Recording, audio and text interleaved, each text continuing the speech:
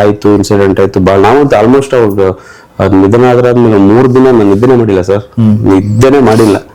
ಏನೋ ಒಂಥರ ಬೇಜಾರು, ಟೆನ್ಷನ್, ಫೀಲಿಂಗು, ಏನೋ ಒಂಥರ ಏನ್ ಹಿಂಗಾಗೋಯ್ತಲ್ಲ ಹಾಗೆ ಏನಾದ್ರು ಮಾಡ್ಬೇಕಲ್ಲ ಅಂತ ಬಹಳಷ್ಟು ಯೋಚನೆ ಮಾಡಿದೆ. ಯೋಚನೆ ಮಾಡಾದ್ಮೇಲೆ ಎಲ್ಲೋ ಒಂದ್ ಕಡೆ ನನ್ಗೆ ವಿಷಯ ತಲೆಗೆ ಬಂತು. ಹಾಗೆ ಇದಾದ್ಮೇಲೆ ಸ್ವಲ್ಪ ಆಗಿ ನಾನು ಮತ್ತೆ ನನ್ನ ಸ್ನೇಹಿತ ಇದ್ರೆ ಡಿಸ್ಕಷನ್ ಮಾಡ್ದು. ಅವರು ದತ್ತು ಅಂತ ನಮ್ಮ ಉತ್ತರ ಕರ್ನಾಟಕದವರು, ನಮ್ಮ ಫ್ರೆಂಡ್ ಅವರು. ಇವತ್ತಿಕ ಗುರುವಾರಕ್ಕೆ ಮಾಡ್ಬೇಕು ಅಂತ ಹೊರಟಿದ್ಯಾ, ಒಳ್ಳೇದಾಗುತ್ತೆ, ರಾಯರ ಆಶೀರ್ವಾದ ಇರುತ್ತೆ ಅಂತ, ಒಳ್ಳೆ ಕೆಲಸ ಮಾಡೋರಿಗೆ ದೇವರ ಆಶೀರ್ವಾದ ಇರುತ್ತೆ, ಹೋಗುವಂತೆ. ಸೊ ಅವತ್ತು ಅವ್ರು ಹೇಳಿದ್ ನಾವು ಎಲ್ಲಾ ಕೆಲಸ ಕಾರ್ಯ ಬಿಟ್ಟು ಮಾಡ್ಬೇಕಾದಾಗ, ಆಮೇಲೆ ಏನಾದ್ರು ಒಂದು ಒಳ್ಳೆ ಕೆಲಸ ಮಾಡಕ್ ಹೋದಾಗ 4 ಅಡೆತಡೆಗಳು ಬರ್ತಾ ಇರ್ತವೆ. ಬಟ್ ನಾವು ಯಾವ್ದಕ್ಕೂ ತಲೆ ಕೆಡ್ಸ್ಕೊಳ್ಳಿಲ್ಲ. ಬಂದವ್ರು ಬನ್ಲಿ, ಅನ್ನೋರು ಅನ್ಲಿ, ಹೇಳೋರು ಹೇಳಿ, ತಲೆ ಕೆಡ್ಸ್ಕೊಬಿಡಿ, ನಿನ್ ಗುರಿ ಮುಟ್ಬೇಕಷ್ಟೇ. ಈ ಒಂದು ವಿಚಾರವಾಗಿ ಅಂದ್ರೆ ಅಪ್ಪವರ ಜೀವನ ಕಥೆ, ಜೀವನ ಚರಿತ್ರೆ ಆ ಪಠ್ಯ ಪುಸ್ತಕದಲ್ಲಿ ಬರ್ಬೇಕಂತ ಹೋರಾಟ ಮಾಡಿದವರು ಮೊದಲ ನೀವೇ ಕೂಡ ಸರ್, ನೀವೇ. ಹೌದು. ಸೊ ಇದರ ಶ್ರಮ ಹೇಗಿತ್ತು, ನೀವು ಯಾವಾಗಿಂದ ಶುರು ಮಾಡಿದ್ರಿ, ಅದನ್ನ ಪಠ್ಯ ಪುಸ್ತಕದಲ್ಲಿ ಬರ್ಬೇಕಂತ ನೀವು ಯಾಕೆ ಆ ಒಂದು ಆಲೋಚನೆ ಯಾಕೆ ಬಂತು ನಿಮ್ಗೆ ಅಂತ? ಸರ್, ಈಗ ನಮ್ಗೆ ನೋಡಿದ್ವಿ ವಿಚಾರ, ಈಗ ಆಯ್ತು, ಇನ್ಸಿಡೆಂಟ್ ಆಯ್ತು ಭಾಳ. ನಾವಂತೂ ಆಲ್ಮೋಸ್ಟ್ ಅವ್ರು ನಿಧನ ಆದ್ರಾದ್ಮೇಲೆ 3 ದಿನ ನಾನು ನಿದ್ದೆನೆ ಮಾಡಿಲ್ಲ ಸರ್. ನಿದ್ದೆನೆ ಮಾಡಿಲ್ಲ. ಏನೋ ಒಂಥರ ಬೇಜಾರು, ಟೆನ್ಷನ್, ಫೀಲಿಂಗು, ಏನೋ ಒಂಥರ ಏನ್ ಹಿಂಗಾಗೋಯ್ತಲ್ಲ ಅಂದ್ರೆ ಜನಗಳಿಗೇನು ಕೂಡ ಏನ್ ಅನಿಸ್ತು ಗೊತ್ತಾ ಸರ್, ಮನುಷ್ಯ ಹೋಗುವಾಗ ಏನು ತಗೊಂಡೋಗಲ್ಲ ಅನ್ನೋದು ಹೇಳ್ತಿದ್ರಲ್ಲ, ಕಣ್ಣಾರೆ ಸಡನ್ ಆಗಿ ನೋಡ್ಬಿಟ್ರಲ್ಲ ಅನ್ನೋದು ಜನಕ್ಕೆಲ್ಲ ಒಂದ್ ಕಡೆ ಒಂದು ಭಾವನೆ ಸುಟ್ಟು ಬಿಡ್ತು ಮನ್ಸಿಗೆ. ಎಷ್ಟು ಎಲ್ಲ ಇದ್ರೂ ಇವತ್ತು ಏನು ಹೇಳಕ್ಕಾಗಲ್ಲ. ನೀರ್ ಮೇಲೆ ಗುಳ್ಳೆ ಅನ್ನೋದು ಬಹುಶಃ ಇದಕ್ಕೆ ಅಂತಾರೆ ಅನ್ನೋದು ಏನೇನೋ ಜನಗಳ ಕಲ್ಪನೆಗಳು. ಅದಕ್ಕೆ ಅವ್ರನ್ನ ಅಷ್ಟು ಪ್ರೀತಿ ಅವನ ಮೇಲೆ. ಇಷ್ಟು ಚೆನ್ನಾಗಿದ್ದ ವ್ಯಕ್ತಿ ಹಿಂಗ ಆದ್ರಲ್ಲ. ಕೆಲವೊಂದ್ಸರಿ ನಾವು ಅದೇನ್ ಹೇಳೋದು, ನಮ್ಮ ಜೀವನ ಒಂದ್ಸರಿ ನಮ್ಮ ಬಾಯಿನೇ ಬಂದ್ಬಿಟ್ಟಿರ್ತೇವೆ, ಗೊತ್ತಾಗಲ್ಲ. ಅದು ಹೋದ್ಮೇಲೆ ಗೊತ್ತಾಗುತ್ತೆ ಹಿಂಗೆ. ಅದಾದ್ಮೇಲೆ ನಾವು ಪಟ್ಟೆಗೆ ತರಬೇಕು ಅಂತ ಈ ಸ್ವಲ್ಪ ನಮ್ಗೆ ಇದೆಲ್ಲ ಬೇಜಾರಿತ್ತಲ್ಲ, ಯೋಚನೆ ಮಾಡಿದೆ. ಇಷ್ಟೆಲ್ಲ ಆದ್ಮೇಲೆ ನಾವೊಬ್ರು ಅವ್ರನ್ನ ಅಭಿಮಾನಿಯಾಗಿದ್ಕೊಂಡು ಅಥವಾ ಇಂಥ ಒಬ್ಬ ಸರಳ ಸ್ನೇಹಜೀವಿ ವ್ಯಕ್ತಿ ಇವ್ರ ಬಗ್ಗೆ ಏನಾದ್ರು ಮಾಡ್ಬೇಕಲ್ಲ ಅಂತ ಬಹಳಷ್ಟು ಯೋಚನೆ ಮಾಡಿದೆ. ಯೋಚನೆ ಮಾಡಾದ್ಮೇಲೆ ಇದೆಲ್ಲ ಒಂದ್ ಕಡೆ ನನ್ಗೆ ವಿಷಯ ತಲೆಗೆ ಬಂತು. ಹಾಗೆ ಇದಾದ್ಮೇಲೆ ಸ್ವಲ್ಪ ಆಗಿ ನಾನು ಮತ್ತೆ ನನ್ನ ಸ್ನೇಹಿತ ಇದ್ರೆ ಡಿಸ್ಕಷನ್ ಮಾಡ್ದು. ಅವರು ದತ್ತು ಅಂತ ನಮ್ಮ ಉತ್ತರ ಕರ್ನಾಟಕದವರು, ನಮ್ಮ ಫ್ರೆಂಡ್ ಅವರು. ನಾನು ಅವ್ರ ಹತ್ರ ಡಿಸ್ಕಷನ್ ಮಾಡಿದೆ. ಗುರುವಾರ ಹೀಗೆ ಕೂತ್ಕೊಂಡು ಒಂದು ಪಾರ್ಕಲ್ಲಿ 2 ನಿಮಿಷ ಮಾತಾಡ್ಬೇಕು ಅಂತೇಳಿ, ಹಿಂಗಿದೆ, ಇದನ್ನ ಏನ್ ಮಾಡ್ಬೋದು, ನಾನು ಹೇಗ್ ಮಾಡ್ಬೇಕು ಅಂತ ಕೇಳಿದೆ. ಪಾಪ ಅವರು ಹೇಳಿದ್ರು, ಒಳ್ಳೆ ವ್ಯಕ್ತಿ ಬಗ್ಗೆ ಮಾಡ್ತಿದ್ಯಾ, ಮಾಡು, ಒಳ್ಳೇದಾಗುತ್ತೆ. ಇವತ್ತಿಕ ಗುರುವಾರಕ್ಕೆ ಮಾಡ್ಬೇಕು ಅಂತ ಹೊರಟಿದ್ಯಾ, ಒಳ್ಳೇದಾಗುತ್ತೆ, ರಾಯರ ಆಶೀರ್ವಾದ ಇರುತ್ತೆ ಅಂತ, ಒಳ್ಳೆ ಕೆಲಸ ಮಾಡೋರಿಗೆ ದೇವರ ಆಶೀರ್ವಾದ ಇರುತ್ತೆ, ಹೋಗುವಂತೆ. ಸೊ ಅವತ್ತು ಅವ್ರು ಹೇಳಿದ ಮಾತು ನಾನು ಇವತ್ತು ಹೊರಟೆ, ಇವತ್ತು ಯಶಸ್ಸು ಸಿಕ್ಕಿದೆ. ಅದು ಅಂದ್ರೆ ಈ ಪ್ಲಾನ್ ಬಂದಾಗ, ಅಪ್ಪವ್ರದ್ದು ಜೀವನ ಚರಿತ್ರೆ ಪಠ್ಯ ಪುಸ್ತಕದಲ್ಲಿ ಈ ಪ್ಲಾನ್ ನೀವು ಮಾಡಿದಾಗ ನೀವು ಒಬ್ಬರೇ ಸೇರಿ ಮಾಡಿದ, ನಿಮ್ ಹಿಂದೆ ಏನೋ ಟೀಮ್? ನಾನು ಇದನ್ನ ಒಬ್ಬನೇ ಆಲೋಚನೆ ಬಂತು.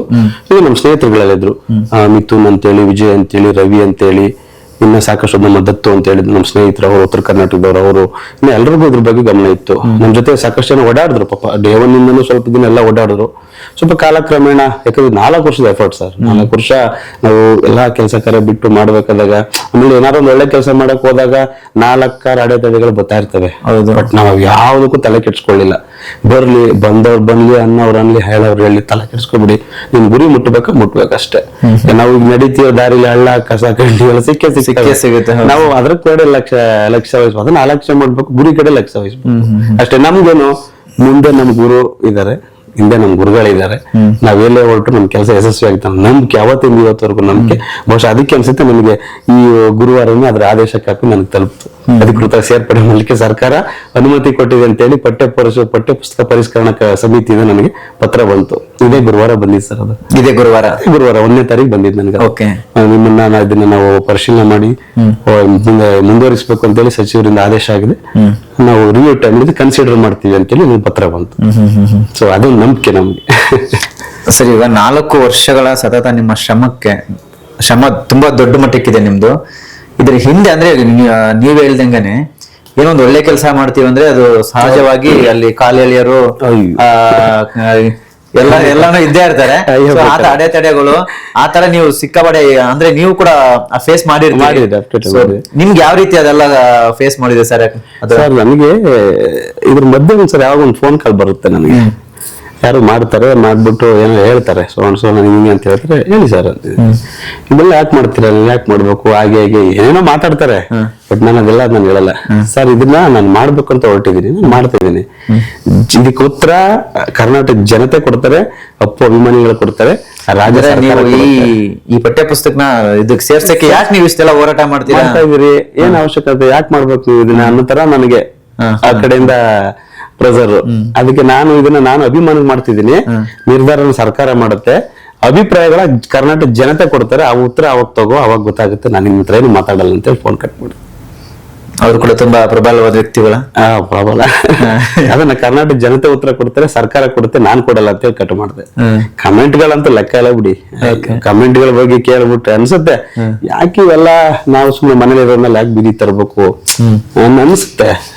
ಆದ್ರೂ ಅಂತವಕ್ಕೆಲ್ಲ ಅದಕ್ಕೆ ಹೇಳಿಲ್ವಾ, ಟೀ ಕಾಸಿ ಕಾಮೆಂಟ್ ಮಾಡೋರು ಟೀಗೂ ಕಾಸಿರಲ್ಲ ಅಂತ, ಕಾಮೆಂಟ್ ಮಾಡೋರ್ಗೆಲ್ಲ ಟೀಗೂ ಕಾಸಿರಲ್ಲ ಅಂತಾರಲ್ಲ, ಅದಕ್ಕೆ ನಾವು ಸುಮ್ಮನೆ ತಲೆ ಕೆಡ್ಸ್ಕೊಳ್ಳೋದು.